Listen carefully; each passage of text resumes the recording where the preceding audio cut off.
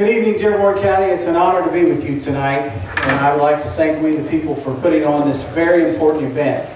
I want to begin by introducing the most important people in my life, and they don't always get to be with me at political events, and so I am thrilled that they were here. They did not know I was going to introduce them, but I just wanted to, and Trey's already shaking his head no at me, but I'd like for Amy, my wife, and Trey, my oldest son, and Blake, my youngest, to just stand. Would you turn and wave at the crowd?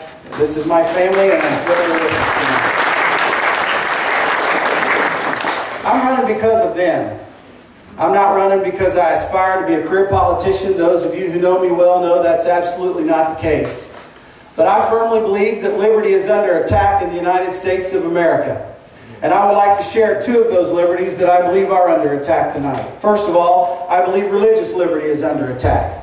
I don't think we've ever had a president who's trampled on the rights of individuals like the President of the United States has that we currently have. We saw that just a few weeks ago when we realized that there was a provision in Obamacare that forces religious institutions to provide contraceptive care to their employees. Without a doubt, ladies and gentlemen, religious liberty is under attack in the United States. And as the son of a pastor, I grew up in a parsonage, and for 17 years, never pastored full-time, but was part-time in the ministry. I know firsthand what our religious liberties mean to many of us. And you have my word that if you elect me to be your United States Congressman, I will do everything in my power to restore liberty to our faith. It's one of the tenets that made the United States of America the nation that we are today. The second liberty that's under attack tonight, though, is economic liberty.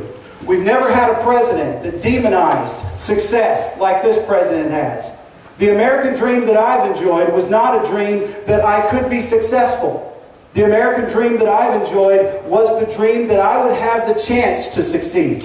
I grew up on a small farm on the southeast edge of Greensboro. My parents are not wealthy, but they taught me the meaning of hard work. My dad to this day is a heavy equipment operator. And they gave me opportunity. They taught me that if you would work hard, that you could succeed as hard as you were willing to work.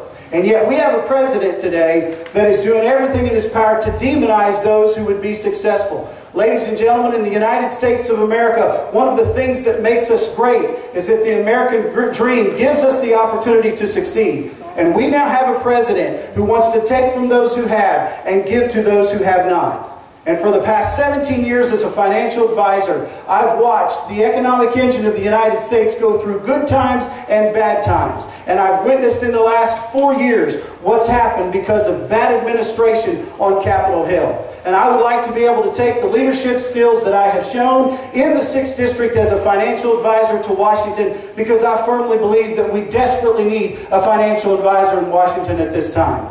The third thing I want to talk to you about, and I hope I'm doing okay. Who's the timekeeper? Right here. Okay. Is it time for me to stop, sir? Yeah. Oh, it is? I thought we had 4 minutes. You got to watch because I held up this at 3. Oh, you did? I apologize. Ladies and gentlemen, I look forward to your questions. God bless you. Let's have a great debate.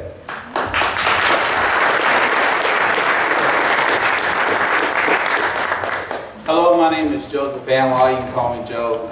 I appreciate everybody here came tonight. But before I start, I want to tell you about a dream I had last night. Some of them's already heard about it because I had a similar dream not too long ago. I have it all the time. It's really bad. It could be a nightmare. But anyway, all night long I dreamt I was a muffler. Isn't that weird? Not only that, it was really specific. It was a Midas muffler. And I was tossed and I turned. And this morning I woke up exhausted. Anyway, I didn't know if I was going to be able to make it tonight because I'm a working person and I didn't get off work till 5 o'clock. And I work for actually a local company called Lifetime Resources, if anyone's familiar with that. I also am part-time self-employed. So if you'd bear with me, on Monday night I was working on someone's TV and I fell off their house and I got black and blue and I got stitches in my leg. And anyway, so it's kind of hard to sit down. So if you'd bear with me, I'd appreciate it. I'm from Madison. I'm probably the closest one to us. I know everything that we have going for us in the 6th District, at least in the southern part, because we just got redistricted last year. We was in 9, now we're in a part of the 6th.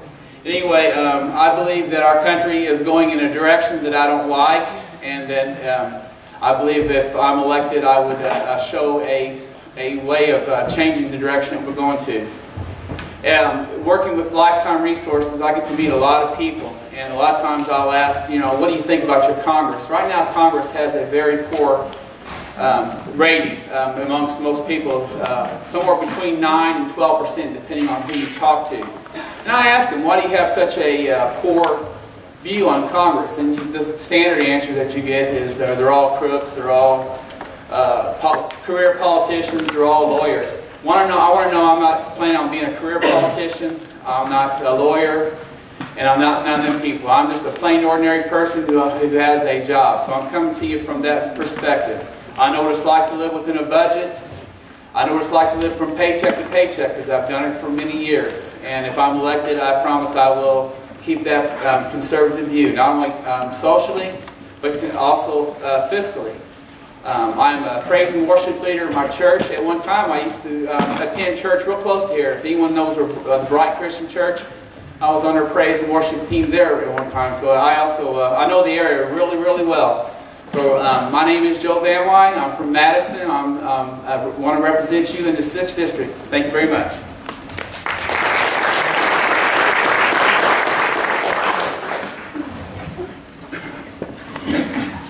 I'll sit down. Okay. Bill, how's that? I want you to be comfortable. I will, but I think our names are wrong. Well, good afternoon, everyone. This is a wonderful crowd. My name is Bill Frazier, and I'm here to solicit your vote in the May 8th primary for the Republican nomination to the United States House of Representatives. A little bit of my background. What do we got, 4 minutes? 4 minutes, I've been used to 2 minutes. It's wonderful. 4 minutes. Anyway, I've given you all a brochure. It's got a lot of my background in it. It's a little redundant to go over all that again, but there isn't much I haven't done. I understand one of the 8 candidates has dropped out of the race, who happened to be the only other veteran running. So I guess that leaves me as the only veteran now running for this office. I am a farmer. A couple ladies in the back said, "You don't look like a farmer." Well, I happen to have my telephone with me that takes pictures. And Saturday, I said, "How does this look?" And that shows me running the tractor, leveling off some farmland up in Delaware County. So I really am a real farmer. I'm the guy that plants the crop, cultivates it, and harvests it. So I know what it is to do the work. I've run several successful businesses in my lifetime. My wife and I have a foundation that we contribute money, and we have extra money when I'm not spending it on politics, to give scholarships to high school seniors who's going into business, agriculture, or the nursing profession, in honor of my parents, my dad was a businessman and my mother was a registered nurse who worked for 65 years in that profession. So again, I worked in hospitals, factories, you name it, I've done it. I've flown supersonic jet airplanes with the Air National Guard. I am a current licensed Learjet commercial pilot.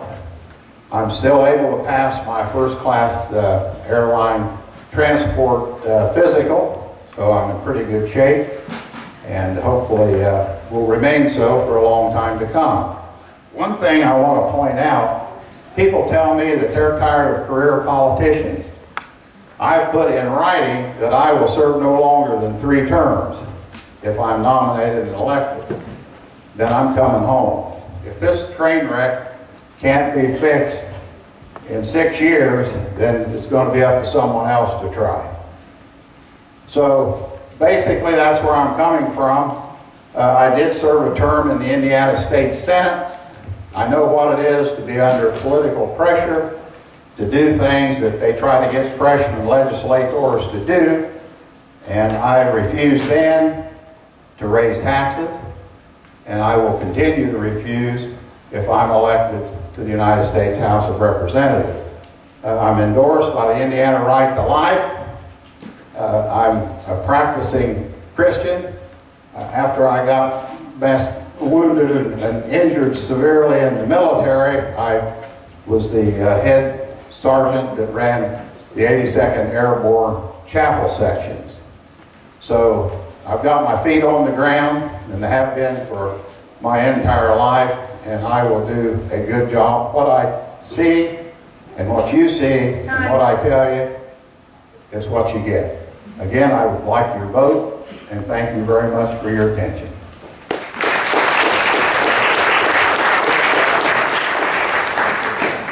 Thank you. It is an honor to be here with you this evening. My name is Travis Hankins, and I'm running for United States Congress for the 6th Congressional District to represent you and your family. What I want you to know about me is that my top commitment in life is to my Christian faith, then to our conservative values, then to the Republican Party. I stand for the Constitution, limited government, a strong national defense, and traditional moral values. I am not a politician. I am running for Congress because career politicians have destroyed our Constitution and they are bankrupting our nation. Amen. In fact, I believe career politicians have left our country in a big mess and that America is in desperate need of new conservative leadership. And that's exactly why I'm running for Congress. Once elected, I will be a leader for our Christian conservative values. As your congressman, I will fight to protect the sanctity of life. Also, I will fight to protect the sanctity of marriage between one man and one woman. Nobody will be a bigger advocate than me in protecting the sanctity of marriage and family for future generations. Second, as your congressman, I will fight to cut federal spending and balance the budget. It is absolutely morally wrong how these politicians are wasting and abusing our hard-earned tax dollars. And everybody else has to do it, whether you're an individual, a family, or a business. You have to balance your budget. But unfortunately, the politicians won't do it because they're so happy spending money that's not theirs. And then last, but most importantly, as your congressman, I will fight to pass term limits.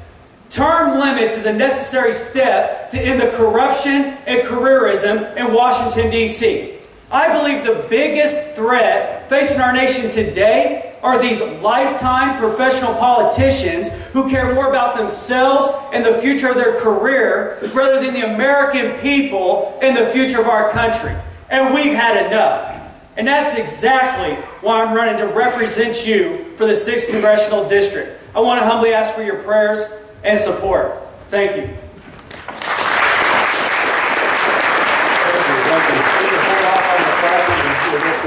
The first question is about experience. We all have life events that have molded our life. The question to you is, what life experiences have you had that would qualify you to be our congressman? You'll start that in this Yeah, we'll do that. Yeah. I'm 30 years old. And for those who are probably wondering, no, I'm not married.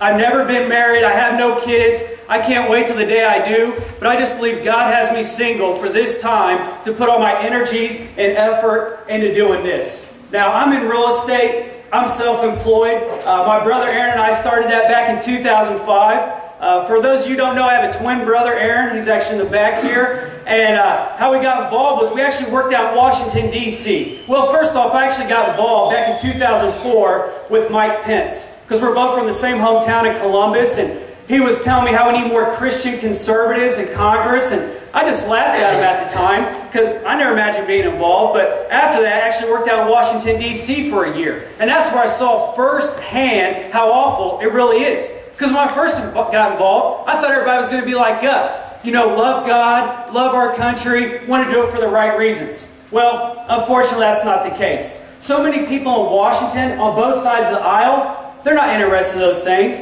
They only care about themselves, the money, and the power, and their own careers. And that's when I realized we can't change Washington from within. We have to change it from without. We, the people, have to stand together and take our country back. So that's why I've decided to get involved. And now, yes, I deal with real estate, but my calling in life is not in real estate, but rather in doing what I'm doing right now. And that's to restore our country and protect the Constitution for future generations.